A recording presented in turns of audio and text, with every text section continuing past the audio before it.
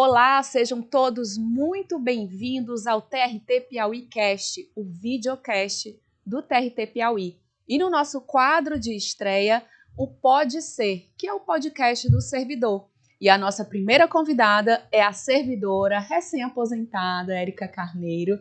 E aqui ao meu lado, o meu colega de bancada, o João Batista, que é secretário de Gestão de Pessoas do Tribunal e idealizador do Pode Ser. João, gostaria que a gente começasse a entrevista falando de onde veio a ideia do Pode Ser.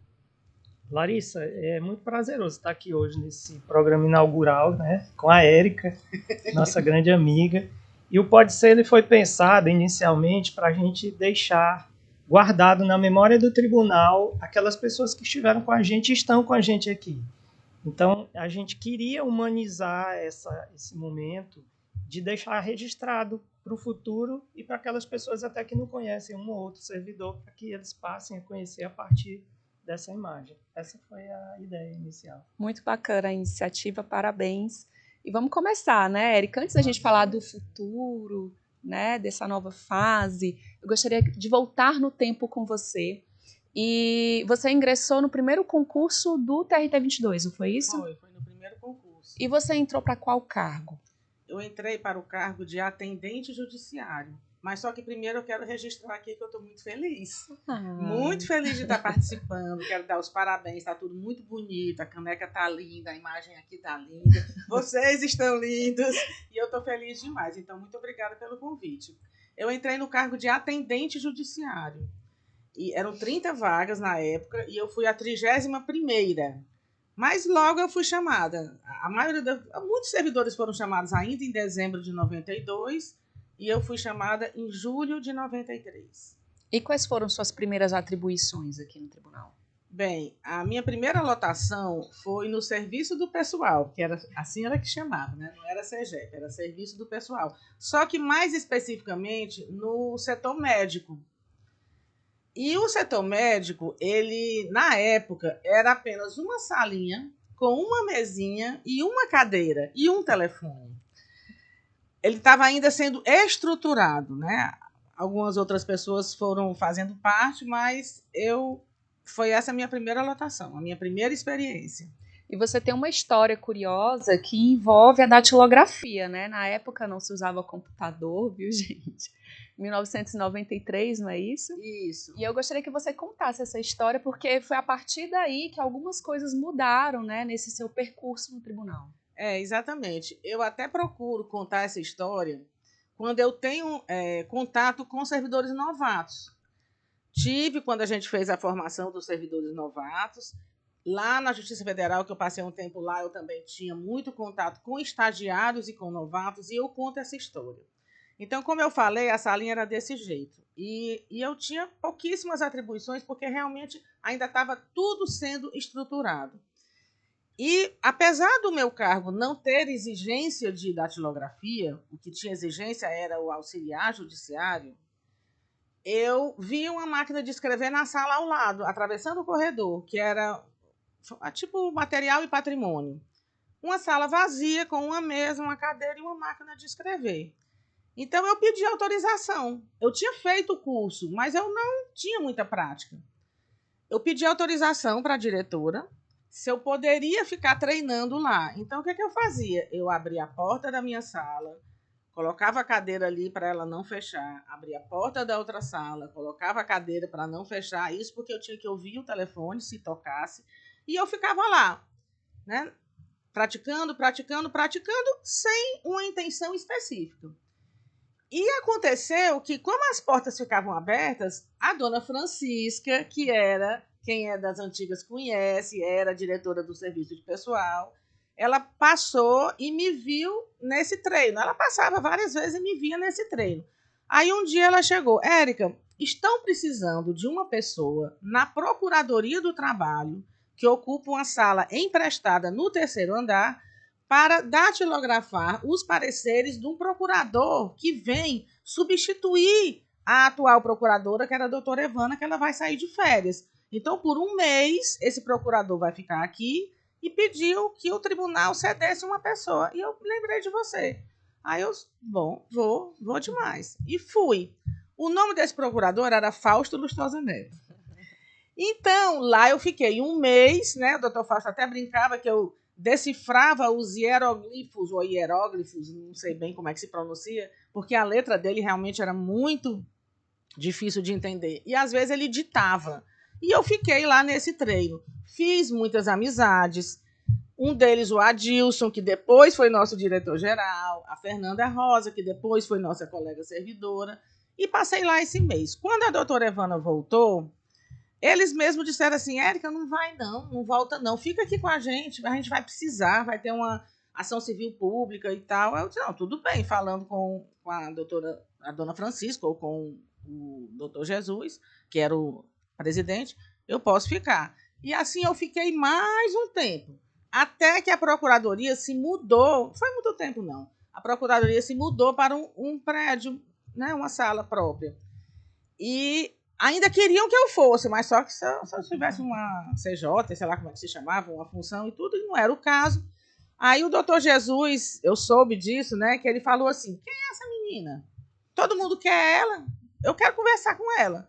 Aí eu fui conversar com o doutor Jesus, ele me chamou para ficar na presidência. Lá fiquei eu na presidência, momentos maravilhosos. O doutor Jesus era o presidente. Era o presidente da época, né? Ele foi o primeiro presidente. O primeiro presidente. Muitas amizades e tal. Quando um belo dia, dona Miriam, que era a secretária-geral da presidência, uma senhora assim, super amável, chegou. Érica, deixa eu te mostrar aqui uma coisa. O que, dona Miriam? Olha aqui essa lista tríplice do novo desembargador do tribunal. Aí eu, né, quando eu olhei ela, Érica, olha aqui o nome dele, Fausto Lustosa Neto, porque era a lista tríplice dos... Tem aquela sim, a seleção. Aquela seleção entre os procuradores do trabalho. Aí, assim, eu tive a oportunidade, porque eu já conhecia, realmente me coloquei à disposição, e ele me chamou, o doutor Fausto, e eu tive a oportunidade de trabalhar maravilhosos anos no gabinete do doutor Fausto. Tudo por causa daquela máquina de escrever. E trabalhando com o doutor Fausto, bom, comecei a fazer direito, e trabalhando lá, quando eu estava ainda, não tinha me formado em direito, minha formação era até então só educação física. Aí o doutor Fausto disse assim, Érica, eu vou ser o novo vice-presidente, e eu quero chamar você para ser a secretária do Tribunal Pleno. Aí eu disse, mas doutor Fausto, eu não sou nem formado em direito. Não tem problema, precisa só de ser uma pessoa organizada, e isso você é. Primeiro vai ser o doutor Meton como presidente, depois eu vou ser o presidente. Então, quando eu chegar a presidente, você vai estar já, né, com tudo certinho. E assim eu tive essa maravilhosa oportunidade de ser a secretária do Tribunal Pleno, que, além de ter me rendido uma experiência muito grande, muitos amigos, ainda me rendeu os 4 quintos, que eu fiquei lá 4 anos, né? Depois alguém vai atrás aí de saber, quem não sabe o que é, os quintos que entram no salário da gente. Então, tudo foi por quê? Por causa daquela máquina de escrever. Quer dizer, por causa da minha vontade em aprender algo que eu talvez nem precisasse, mas, né, eu quis. Isso, aí o destino traçou sozinho. Sozinho. Eu não sei se eu vou cometer uma inconfidência. Eu, conversando em algum momento da vida com você por aí, você tinha me dito que queria fazer medicina. Sim, eu fiz medicina. Eu fiz 3 anos de medicina em 1980, quando eu fiz meu primeiro vestibular. Olha que interessante. Eu fiz 3 anos de medicina, comecei o 4º ano de medicina, mas também por outras circunstâncias, né? Eu fui morar fora e eu realmente não me identifiquei. Um amigo meu, assim, até há pouco tempo, ele disse assim, Érica, quantos anos tu teria de formada? Aí eu, mais de 30 anos. Tu já pensou o tanto de dinheiro que você já perdeu? Eu nem tinha pensado nisso, porque realmente eu não consegui, em termos humanitários, cursar medicina, porque eu ficava penalizada com o sofrimento das pessoas, a dificuldade que os hospitais públicos tinham, e eu acho que ainda tem, e eu talvez tenha sido imaturidade, eu poderia ter ultrapassado isso de uma outra maneira, mas eu nunca me arrependi disso, nunca, e nunca quis voltar atrás. Nunca quis voltar atrás. Então, hoje eu tenho essas 2 formações, educação física e direito, mas como é que eu me vejo hoje? Hoje eu me vejo como terapeuta.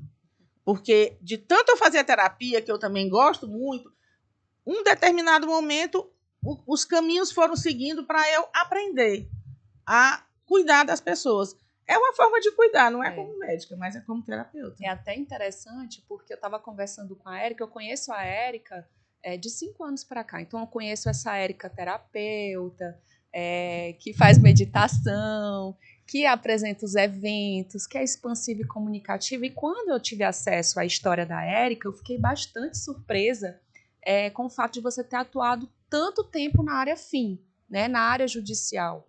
Aí retomando essa história aí do Tribunal Pleno, dessas experiências que você passou. Então, você veio já para o administrativo já nesses últimos anos, né?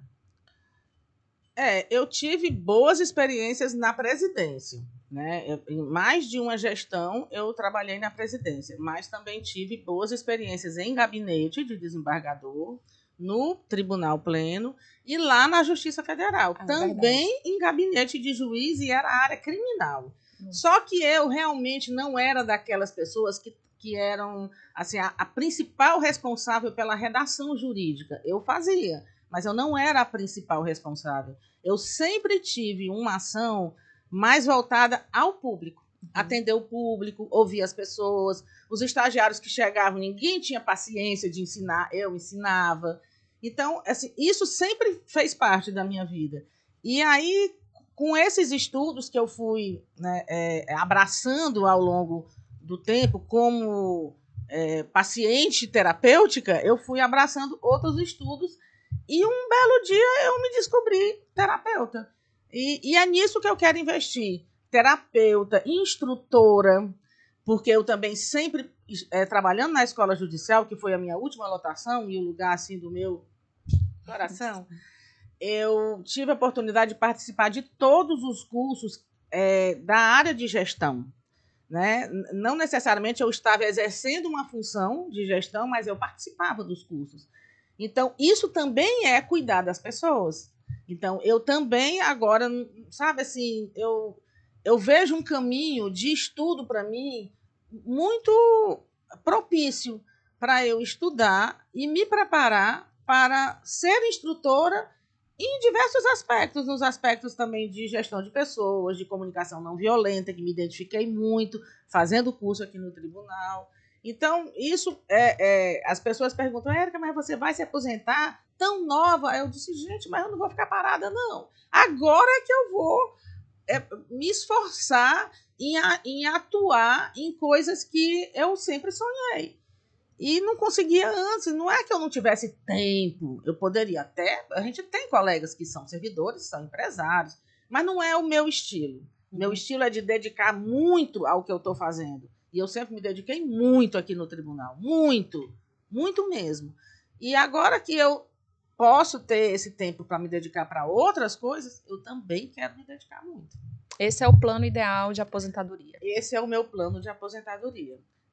Estudo e oportunidade de trabalho, e quanto mais a gente vai procurando coisas, mais a gente vai descobrindo oportunidades, né, que eu não sabia nem que existiam.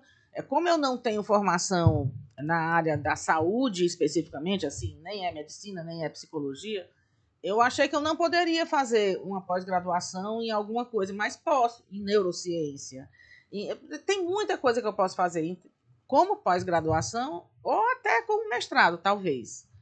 Então, é nisso que eu quero investir. Érica, essa tua fala, ela traz para a gente, inclusive, um projeto que a gente carrega há algum tempo aqui, que é o da aposentadoria saudável. Né? Sim. Nesse momento de transição aí, a gente lembra muito do projeto Aposentadoria Saudável. Nesse projeto, a gente tenta justamente colocar os servidores e magistrados diante desse momento que você está passando agora, né? Sim. Da aposentadoria. A gente vê que você teve um certo planejamento, isso tudo combinando com o teu jeito de ser, com aquilo que você ganhou experiência, né? E aí você se anima até por uma mudança de momento, embora a gente quisesse que você continuasse com a gente aqui. Teria muita coisa por aproveitar ainda. Mas, assim, nessa fala aqui, como muita gente vai ver também, como é que ficou esse momento de transição para você? O que o tribunal acho que contribuiu para que você entendesse esse processo? No que o próprio tribunal foi importante? Porque seria como se você estivesse dando para a gente um feedback desse processo que a gente tenta passar para os servidores. Olha, o tribunal contribuiu muito, mas foi ao longo de muito tempo. Porque foram muitas coisas que foram acontecendo na minha vida e que eu fui vendo que aquilo ali fazia sentido para mim. Estou lembrando agora do momento do Dr. Meton como presidente, eu secretária do Pleno, e ele criou a ordem do mérito judiciário do trabalho, uma coisa assim. E me mandou para fazer curso de cerimonial. E ele disse para mim, Érica, nós vamos investir em você. Naquele tempo, eu nem talvez pensasse nisso, mas eu senti mais como um abraçar de oportunidades. Até fora mesmo do projeto Aposentadoria Saudável. Isso eu digo até assim para incentivar as pessoas a estarem mais, né, com a mente mais aberta. Sim. E perceberem as oportunidades que, de repente, elas vão ser grandes oportunidades no futuro. Em relação ao projeto especificamente, eu tive a oportunidade de assistir muitas palestras interessantes, mas eu vou dizer o que é que eu senti falta, que agora estão me propondo na minha terapia um plano, talvez assim, escrito, um plano, não necessariamente escrito, mas um plano algo sistematizado, algo mais concreto, com detalhes assim, tipo, você tem que olhar para esse lado, para esse lado, para esse lado. E isso realmente eu senti falta. Mas eu também nem sabia que isso existia. E nunca é tarde para implantar também, né? Nunca é tarde. Eu acho que... Agora, eu lembro de ter participado de palestras relacionadas à área financeira, como planejar o seu financeiro. Foram muitas palestras, mas eu acho, na minha opinião, e estou falando isso assim, como uma crítica super construtiva, né? Inclusive querendo colaborar com isso. Isso, é bom porque o projeto ele continua, nisso a gente vai modulando para o que é necessário. Claro, eu acho que se houver um planejamento mesmo dentro do projeto de quais são as áreas que têm que ser abrangidas, e isso for do conhecimento das pessoas e for sendo... Né, as pessoas vão surgindo, porque vão chegando no ponto de se aposentar. Né? Eu acho que é mais interessante. Eu acho até que vocês talvez tenham isso.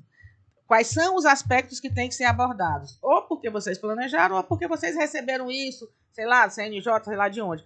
Mas isso eu acho que se for passado para o público-alvo de uma forma bem didática, aí cada um vai conseguir seguir melhor e acompanhar melhor e perceber melhor onde é que ele precisa atuar mais. Aí eu vou dizer um negócio muito engraçado.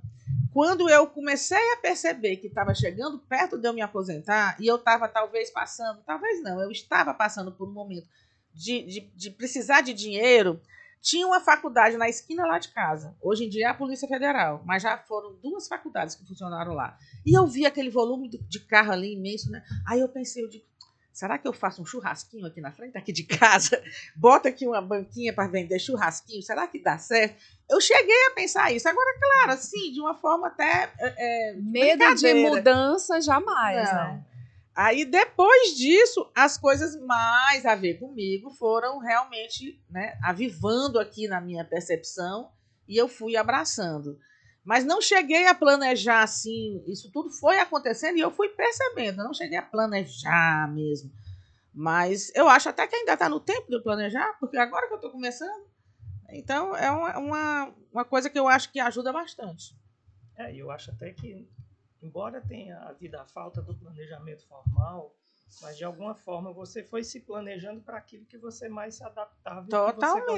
Totalmente. E certamente as experiências do tribunal foram as mais valiosas, tanto gerais como dentro do projeto da aposentadoria saudável, porque é via informação e você captar aquela informação pensando, como é que isso pode me ajudar? Porque às vezes a pessoa fica só lá assistindo sem perceber muito, né? Você falou das experiências, né, que contribuíram para chegar nesse momento e falou também desse treinamento que você fez na área de cerimonial, ainda lá na época do Tribunal Pleno. Quais eram suas atribuições na época do Tribunal Pleno?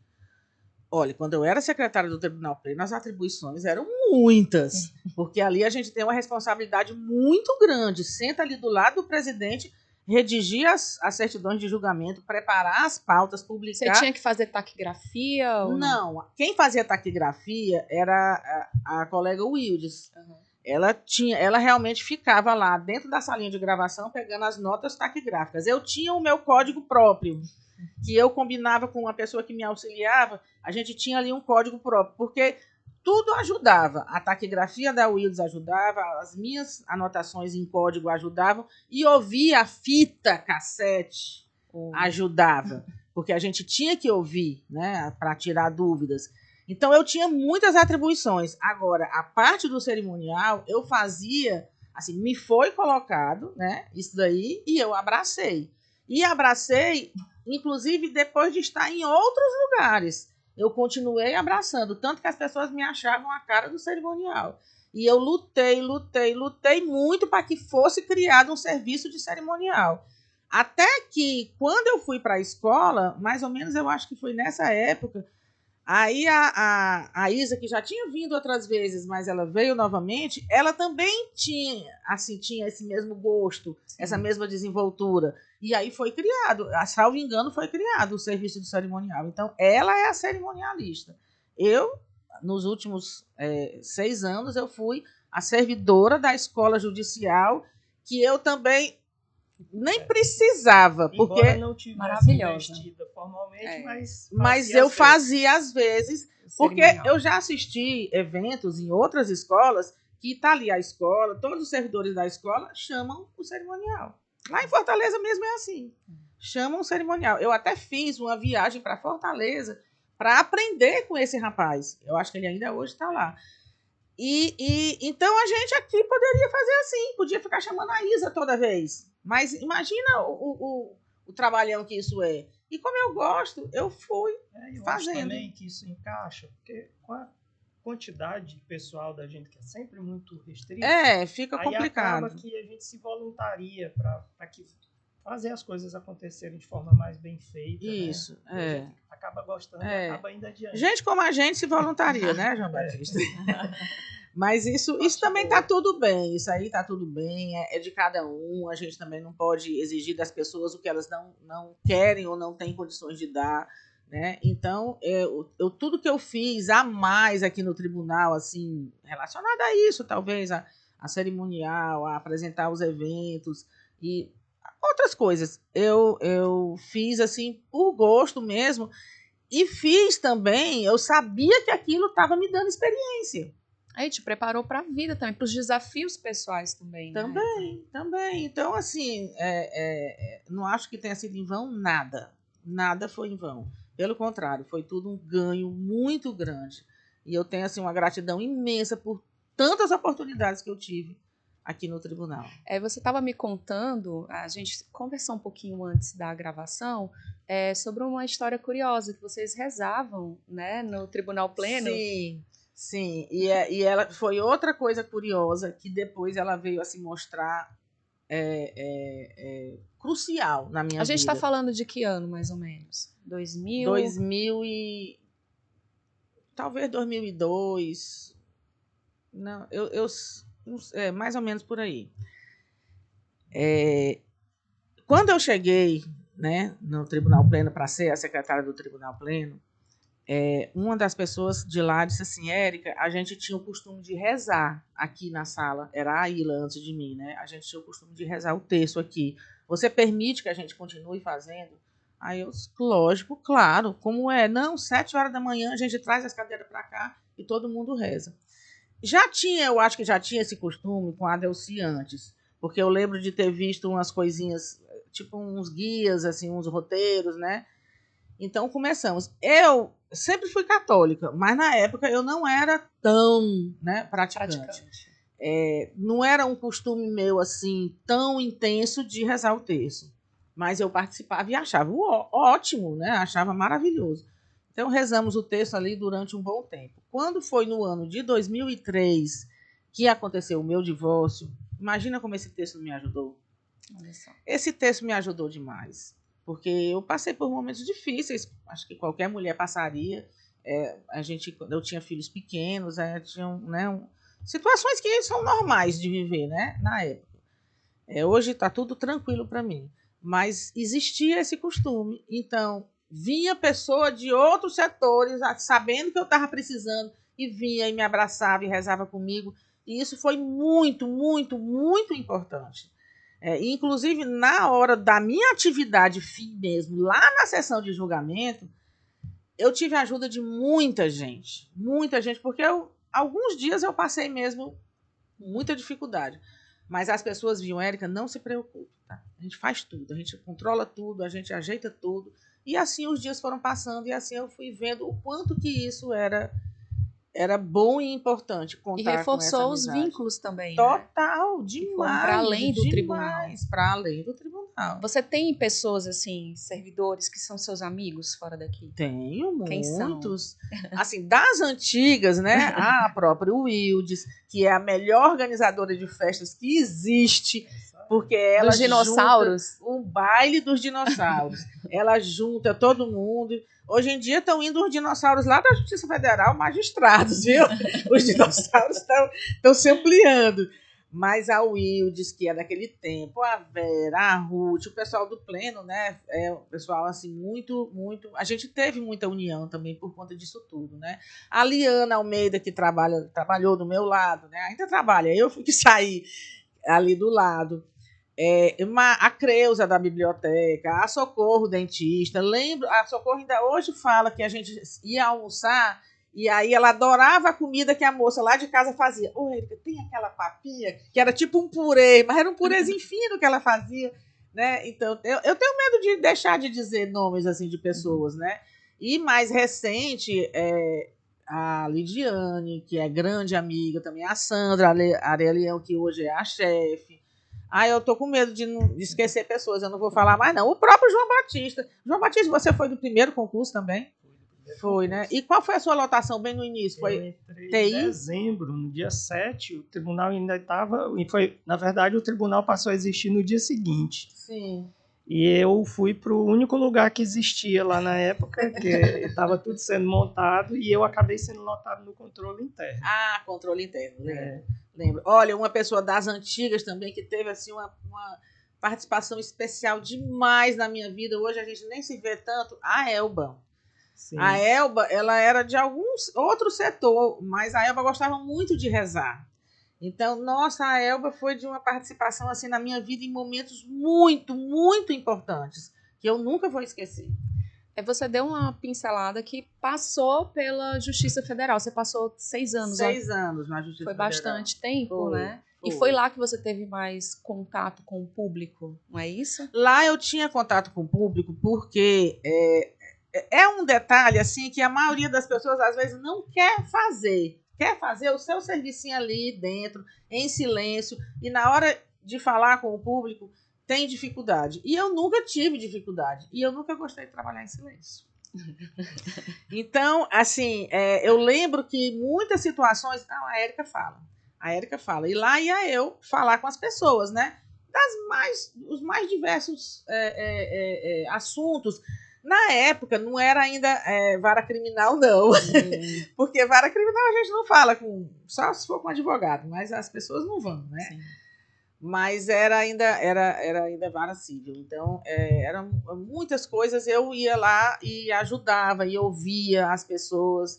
E eu lembro que uma das pessoas que trabalhava nessa sala em silêncio era a Fernanda, que é a irmã da doutora Daniela.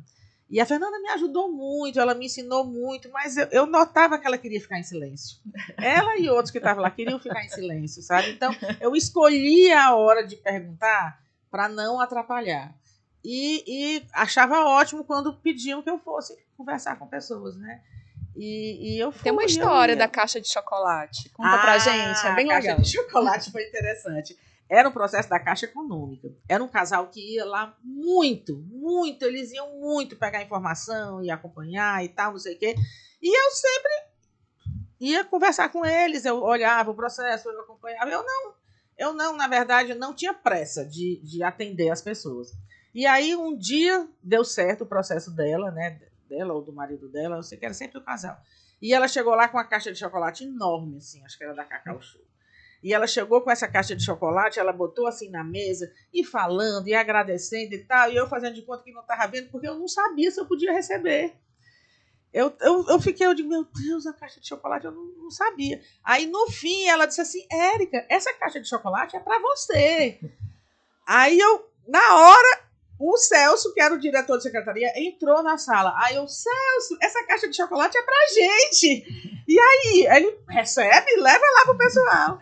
Então, foi muito engraçado. Foi a primeira vez que eu recebi um mimo. Depois eles me explicaram, né, que você podia receber, tem um limite de valor, mas lógico que uma Não caixa recebeu de chocolate... galinha? Não. Queijo? Não, foi só essa caixa de Milho. chocolate. Não, eu acredito que outras pessoas receberam, mas eu não. Agora tem mais uma coisa interessante que me ensinou muito a aprender a respeitar as pessoas do jeito que elas são. Tinha uma estagiária, eu não vou lembrar o nome dela. Eu sempre chegava mais tarde, eu trabalhava mais assim, tipo assim, de 10 às 7 horas em diante. E a estagiária chegava cedo. Mas teve um dia que eu cheguei cedo, porque eu tinha que sair mais cedo. Eu cheguei cedo. Aí o telefone dela já tinha celular, o telefone dela tocou. Aí ela virou assim e eu vi que tinha escrito mãe. E ela não atendia, né? Aí eu não lembro o nome dela. Você não vai atender sua mãe? Eu me coloquei no lugar dessa mãe, né? Você não vai atender sua mãe? Aí ela olhou para mim e disse assim, ela sabe que eu não falo nada antes de 9 horas da manhã. Aí eu disse, como assim? Aí ela, depois eu te explico. Acho que ela deixou passar as 9 horas. E ela disse assim, Érica, eu não consigo falar cedo com ninguém. Eu preciso ficar em silêncio. Eu fui pesquisar, se eu soubesse que eu ia falar sobre isso, eu tinha pesquisado o nome. Existe um termo para pessoas que acordam e precisam ficar em silêncio. Né? E lá em casa tem uma pessoa assim. E depois, era mais ou menos da idade dessa estagiária, depois que eu ouvi essa menina falando isso, eu digo, é sério? Ela disse, é sério, eu não consigo. E ela sabe, né? Só se for realmente uma coisa muito... Aí, tudo bem, me serviu de lição para respeitar as pessoas, né? E a outra coisa foi também uma pessoa que tinha, também estagiária, que tinha dificuldade com barulhos tipo tic-tac de relógio, sabe? E eu também não sabia que isso existia. É misofonia? Se eu não me engano, esse é o Parece termo. que é isso. E aí a pessoa, eu vi a pessoa incomodada, eu acho que, não sei o que era meio que estava, teclado, barulhinho de teclado. E ela incomodada, aí depois ela disse assim, Érica, tu se importa de botar teu teclado no silencioso? Aí eu disse, não, por quê? Aí ela disse, é porque eu tenho, né? Uhum. E isso me incomoda muito. Lá em casa também tem um.